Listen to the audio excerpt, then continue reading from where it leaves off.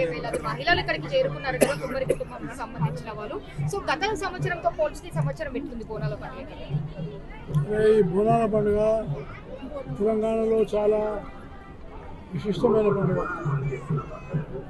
ఈ ఆషాఢ మాసంలో తొలి బోనం మొట్టమొదటిగా ఈ బంగారు బోనాన్ని గోల్కొండలో అమ్మవారికి ముందు ఎక్కించి అమ్మవారి యొక్క ఉన్నటువంటి పూజలు చేసుకొని ఆ తర్వాతనే హైదరాబాద్లో అన్ని ప్రాంతాల్లో ఈ యొక్క బోనాల ఉత్సవాలు జరపడం జరుగుతుంది.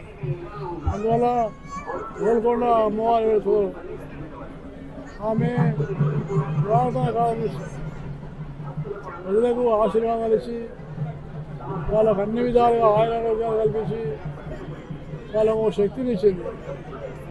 ఎందుకంటే నాకు చాలా సంతోషం ఉంది. దాదాపు 4 గంటల ఉదయం నుంచి ఆడవాళ్ళు బోనాలు ఎత్తుకొని 265 మెట్లెక్కి అమ్మవారిని దర్శనం చేసుకొని పూజ చేసుకోవడం అంటే ఇది నిష్ఠ, భక్తి, శ్రద్ధ ఈ 3 చాలా పవిత్రమైనవి.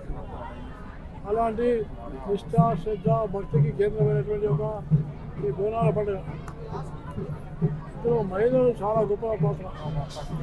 మహిళలు చాలా పవిత్రమైన భావంతో వాళ్ళు ఒక మంచి ఆధ్యాత్మిక భావంతో ఈ కార్యక్రమాలు చేపడుతుంది. సో అందువల్ల ఈ మహిళలు గౌరవించే పండుగ, శక్తిని ఆరాధించే పండుగ. అందుకనే మనము ఒకవైపు శక్తిని ఆరాధించి మనము శక్తిని గౌరవించాల్సిన అవసరం ఉంది. శక్తి అంటే మహిళ ఇక్కడ.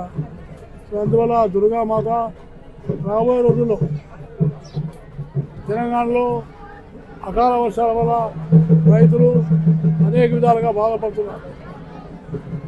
రైతు కూలీలు కూడా పని లేక బాధపడుతూ ఉన్నారు. అందువల్ల ఇలాంటి దైవిక శక్తి తప్పకుండా ఏ రకమైనటువంటి ప్రకృతి వైషమ్యాలు వచ్చినా వర్షాలు కురిపించి మళ్ళీ రైతులకు, రైతు కూలీలకు, తెలంగాణ ప్రజలకు వరంలాగా ఇవ్వాలని నేను అమ్మవారిని ప్రార్థిస్తున్నాను. అలాగే ప్రతి వాళ్ళు కూడా ఈ భారతీయ సంస్కృతిని, ఈ హిందూ సంస్కృతిని, ఈ పండుగలను గౌరవించి ఇక్కడ పీస్ కమిటీ ముస్లిం సోదరులు ఉన్నారు, వాళ్ళు కూడా సహకరించి నిలబడి ఈ కార్యక్రమాలు జరుపుతున్నారు. అందువల్ల మనం అందరం కూడా కులమైన, మతమైన, భాష అయినా ఏదైనా మనందరం కూడా ఒకటి అనేటువంటి భావన రావాలి. ఆ భావనే ఈ పండుగ. అయితే ఇప్పుడు గోల్కొండ బోనాలంటే 1 లక్షలాది మంది వస్తారు. ఇక్కడ తొలి బోనం కాబట్టి వేలల్లో వస్తున్నారు. ఆదివారం నుంచి ఎక్కువ మంది ఉంటారు కదా, ఏర్పాట్లు ఎట్లున్నాయి ఇక్కడ మీకు తెలుసు? ఏర్పాట్లు ఎట్లా చేసి ఏర్పాట్లు ప్రభుత్వం నుంచి ఏర్పాట్లు ఎట్లున్నాయి? ప్రభుత్వము ఎప్పుడు కూడా మనం ఎన్ని ఏర్పాటు చేసినా ఏర్పాటునే ముఖ్యం. ఇక్కడ కుమ్మరి సంఘం వాళ్ళే ఎన్ని మెట్లెక్కి దేవాలయం పవిత్రత ఇస్తున్నారు. కాబట్టి ప్రభుత్వ వ్యవస్థ ముఖ్యం కాదు.